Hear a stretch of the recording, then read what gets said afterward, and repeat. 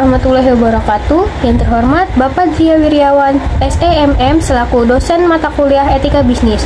Di sini kami ingin mempresentasikan terkait kasus Dennis Kozlowski yang merupakan mantan CEO dari Tyco International.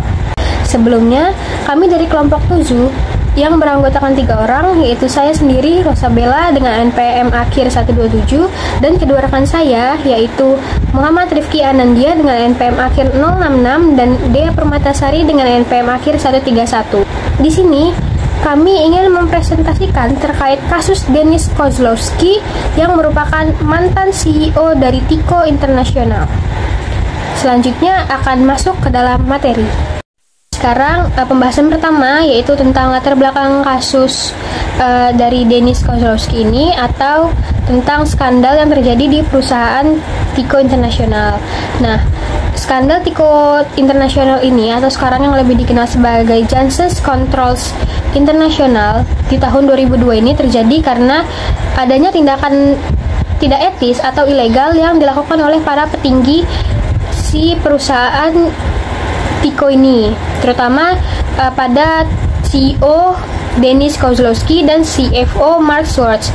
Mereka ini mencuri jutaan dolar dari perusahaan dan menyembunyikannya dengan melakukan berbagai cara, termasuk melibatkan dari karyawan yang berpangkat rendah. Kozlowski sendiri ini bahkan menggunakan uang perusahaan, uang dari Tyco International ini untuk memenuhi kepentingan pribadinya, termasuk kepentingan dari istrinya sendiri, untuk memenuhi gengsi pribadi dan gengsi istrinya gitu.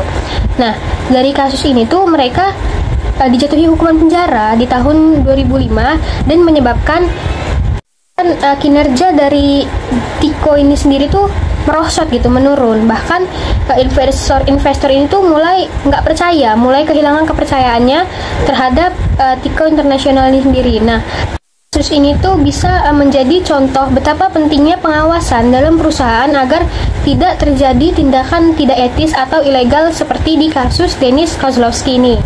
Selanjutnya kita akan membahas tentang perkembangan dari kasus Dennis Kozlowski ini. Yang pertama ini kita akan mengetahui terlebih dahulu latar belakang dari Dennis Kozlowski itu sendiri. Dennis Kozlowski ini adalah seorang eksekutif bisnis yang berasal dari Amerika Serikat yang lahir di tahun 1946. Ini dikenal sebagai mantan CEO dari Tyco International yang merupakan suatu perusahaan konglomerat global atau yang bisnisnya itu sudah terkenal secara global. Kozlowski ini memulai karir di Tyco International di tahun 1975 dan perlahan mencapai puncaknya menjadi seorang CEO itu di tahun 1992. Di bawah kepemimpinan dari Kozlowski ini sendiri, Tyco ini berhasil berkembang pesat melalui strategi akuisisi agresif, di mana Tyco ini melakukan akuisisi lebih dari 3.000 perusahaan dalam satu dekade yang menyebabkan Tyco ini menjadi salah satu perusahaan terbesar di dunia. Suksesan Kozlowski ini berujung pada skandal ketika ia ini terbukti menggunakan dana perusahaan untuk kepentingan pribadinya, termasuk ke dalam pembelian properti mahal dan menyelenggarakan pesta mewah untuk kepentingan pribadi. Nah, selanjutnya itu di tahun 2005, beliau ini dinyatakan bersalah dengan melakukan penggelapan dana sebesar 150 juta dolar dari Tyco dan beliau ini dijatuhkan hukuman penjara. Kasus dari Dennis Kozlowski ini merupakan salah satu kasus paling terkenal dalam sejarah bisnis mengenai penggelapan dana yang dilakukan oleh petinggi perusahaan. Sekarang saya akan membahas tentang strategi akuisisi dan ekspansi besar-besaran Tyco yang dilakukan di bawah kepemimpinan dari Dennis Kozlowski. Selama kepemimpinannya, beliau ini menerapkan strategi yang namanya pertumbuhan agresif dengan membeli 2 perusahaan setiap minggu antara tahun 1991 sampai 2001. Di mana Tyco ini sudah mengakuisisi lebih dari 3.000 perusahaan yang bergerak di berbagai bidang, misalnya di bidang teknologi, kesehatan, dan keamanan.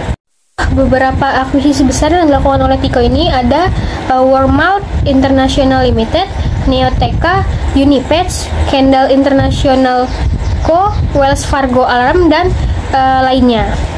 Ekspansi besar-besar ini menjadikan Tiko ini sebagai pemain dominan di berbagai sektor. Di tahun 1993 itu, nama Tiko ini berubah dari namanya Tiko Laboratories Inc. menjadi Tiko International Ltd. Di tahun 1996, Tiko ini berhasil masuk ke dalam indeks Standard & Poor's atau S&P 500, di mana ini tuh adalah daftar 500 perusahaan sektor publik terbesar yang ada di Amerika berdasarkan kapitalisasi. Seiring dari banyaknya perusahaan yang diakuisisi oleh Tiko, operasional Tiko ini tuh menjadi kompleks dan mengalami masalah keuangan yang cukup serius gitu. Nah, di tahun 2002 ini, manajemen dari Tiko ini berencana membagi bisnisnya itu menjadi 4 perusahaan untuk mengurangi resiko. Tapi ternyata rencana itu gagal karena adanya penurunan peringkat kredit dan anjloknya harga saham. Beberapa segmen bisnis Tiko yang mengalami kerugian besar itu, contohnya yang pertama di bidang elektronik. Di bidang elektronik ini mengalami kerugian sebesar 2 miliar dolar karena kelebihan kapasitas produksi dari kabel optik. Yang kedua itu plastik dan perekat. Di bidang ini tuh mengalami kerugian sebesar lebih dari 3 miliar dolar.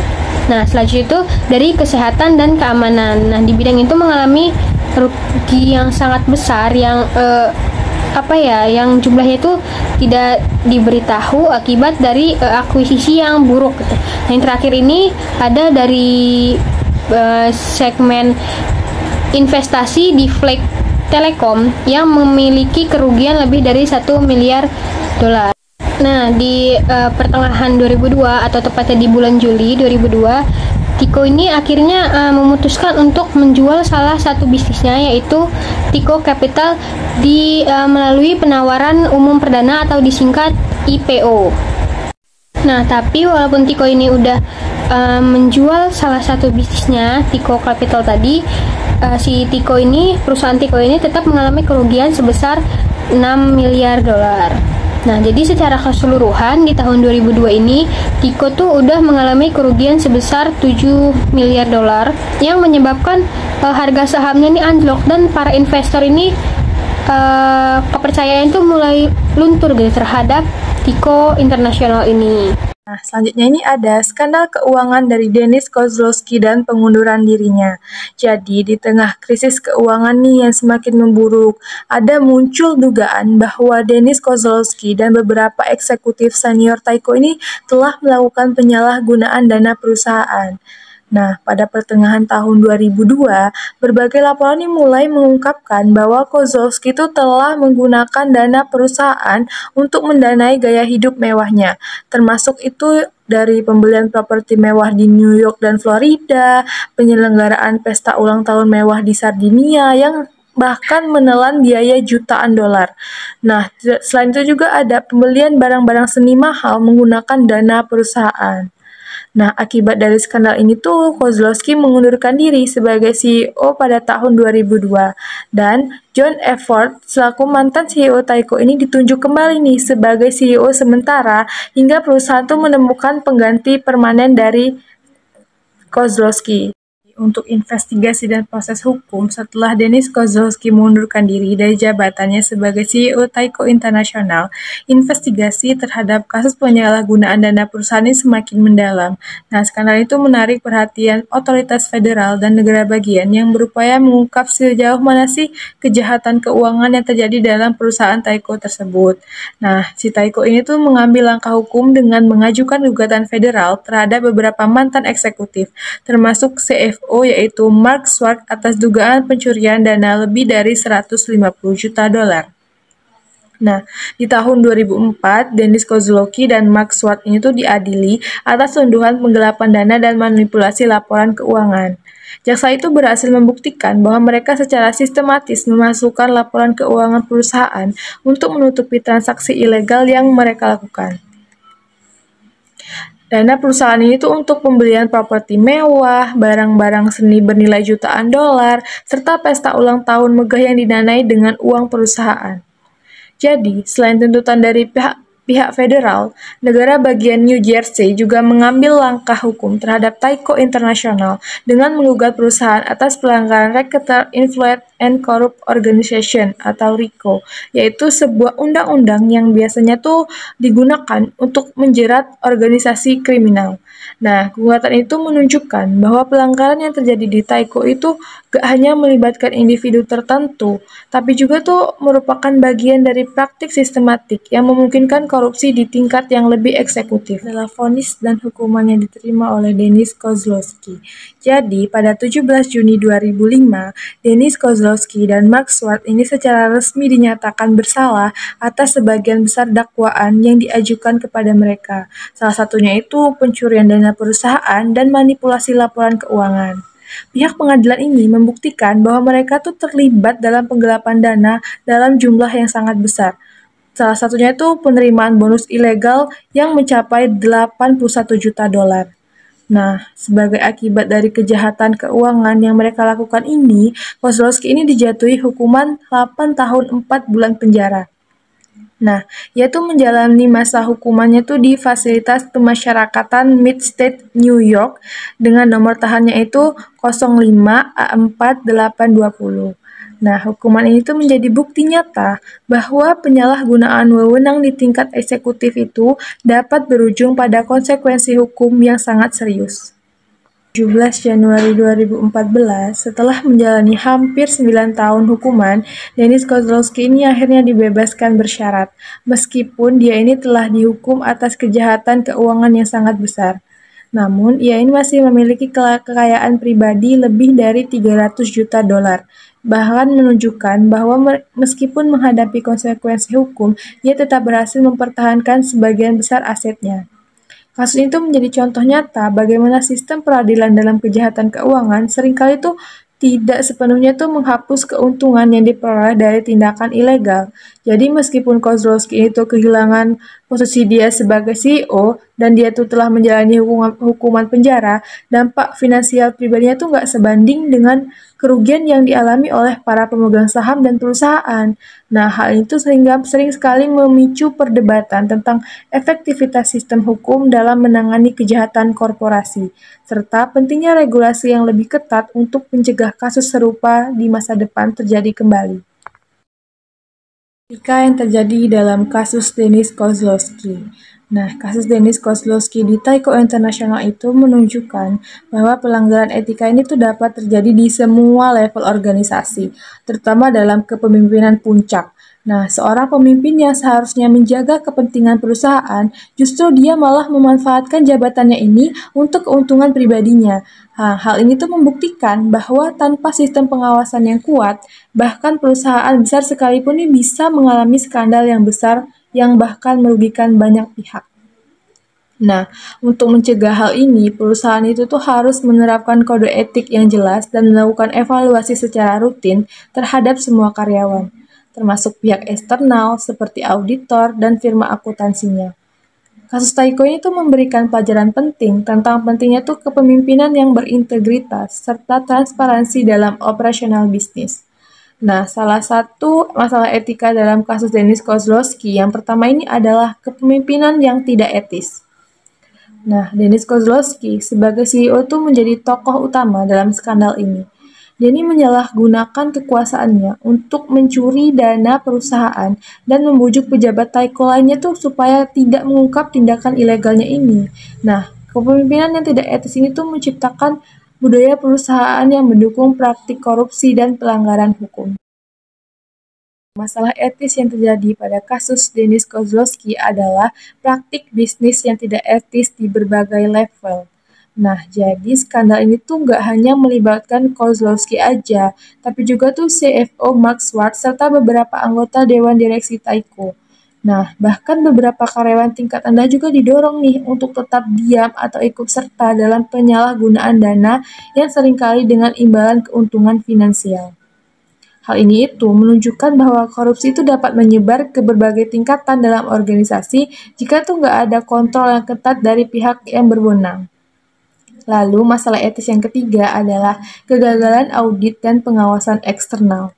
Nah, sebagai auditor Tyco, PricewaterhouseCoopers atau PwC itu gagal mendeteksi transaksi ilegal yang dilakukan oleh Kozlowski. Kelalaian dalam proses audit ini tuh memungkinkan penyimpangan ini tuh terus berlangsung terus-menerus tanpa terdeteksi. Ini tuh membuktikan juga bahwa pengawasan eksternalnya tuh lemah gitu. Jadi itu dapat tambah memperburuk dampak skandal keuangan dalam perusahaan tersebut. Ini tuh jadi contoh nyata bagaimana kepemimpinan yang gak etis itu dapat menghancurkan reputasi dan stabilitas perusahaan. Untuk mencegah hal serupa, perusahaan tuh harus memastikan adanya transparansi serta komitmen terhadap etika bisnis di semua level organisasinya. Oke, selanjutnya ada penggelapan pajak oleh Dennis Kozlowski. Motivasi penggelapan pajak yang dilakukan Dennis Kozlowski ini didasarkan pada kesalahan materialistis dan upaya menyembunyikan aktivitas ilegalnya di Tyco. Jadi, Kozlowski ini menggunakan posisinya sebagai CEO untuk memperoleh keuntungan finansial pribadi, termasuk kayak pinjaman eksekutif dan juga penggelapan pajak. Penghindaran pajak dilakukan melalui metode manipulatif, seperti mengirim peti kosong ke alamat Tyco untuk menghindari pajak di New York. Strategi ini bertujuan untuk mencegah pencatatan transaksi. Nah, kasus ini menyoroti bagaimana praktik penggelapan pajak digunakan sebagai alat untuk menyembunyikan kejahatan. Lalu ada pencampuran aset. Dalam kasus ini, Dennis Kozlowski itu menggunakan dana perusahaan untuk kepentingan pribadi, seperti pesta mewah, pembelian rumah, dan karya seni. Ia secara tidak etis memperlakukan uang Tyco seolah-olah bagian dari aset pribadinya. Pencampuran ini diperparah oleh adanya celah hukum dan kebijakan perusahaan untuk eksploitasi. Nah, jadi Kozlowski ini memanfaatkan kelemahan ini untuk mendapatkan pinjaman eksekutif dan pendanaan lainnya. Dengan demikian, skandal ini bukan hanya kasus pencurian dana perusahaan, tetapi juga eksploitasi sistem keuangan perusahaan demi kepentingan pribadi si CEO. Nah, selanjutnya ada alur masalah. Yang pertama itu penyalahan dana perusahaan. Jadi, Kozlowski ini menggunakan dana perusahaan untuk kebutuhan pribadi, seperti membeli karya seni dan menggelar pesta mewah. Yang kedua itu penghindaran pajak. Ia menghindari pajak penjualan dengan mengirim peti kosong yang kemudian menjadi salah satu pemicu penyelidikan oleh otoritas pajak. Ketiga ada eksploitasi program internal, yang mana Kozlowski dan Swart ini memanfaatkan program pinjaman eksekutif untuk keuntungan pribadi.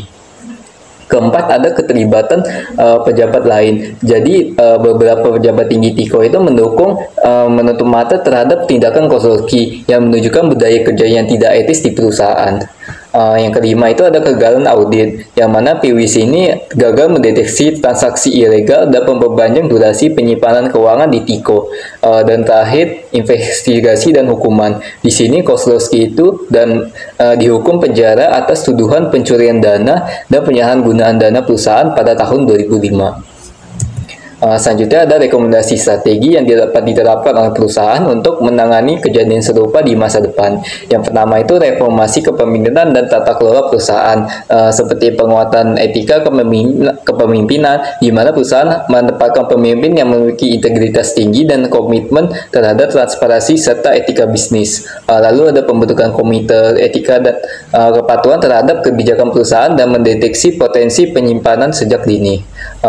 Lalu ada evaluasi manajemen secara berkala, yang mana kinerja CEO itu menghindari konsentrasi kekuasaan yang berlebihan.